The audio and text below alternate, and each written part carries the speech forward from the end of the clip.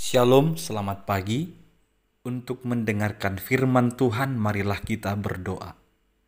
Kasih karunia dan damai sejahtera dari Allah Bapa kita dan dari anaknya Tuhan Yesus Kristus kiranya menyertaimu sekalian. Amin. Ayat harian untuk kita pada hari Rabu 8 Maret 2023.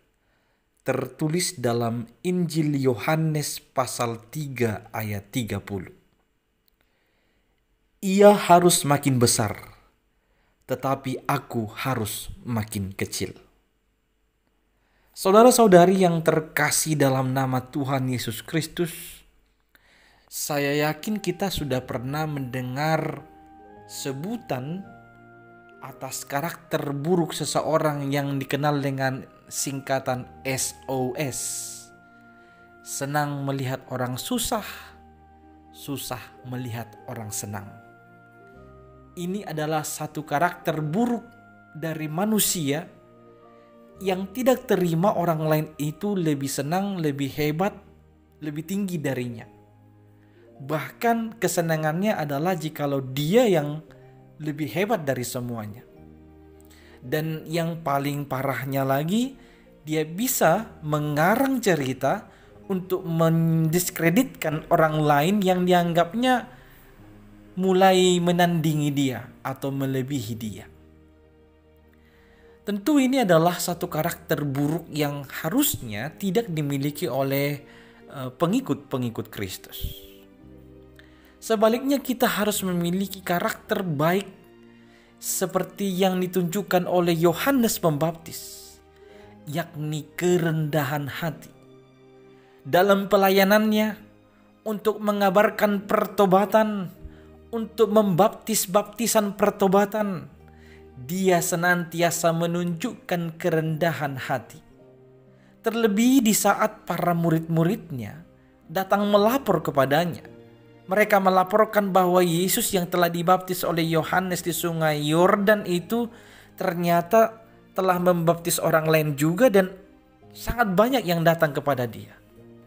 Pada konteks itulah Yohanes berkata, ia harus makin besar, tetapi aku harus makin kecil. Ia artinya Yesus Kristus, dia harus makin besar, tetapi Yohanes harus makin kecil.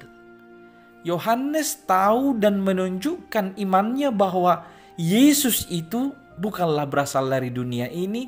Yesus itu tidak sama dengan dia.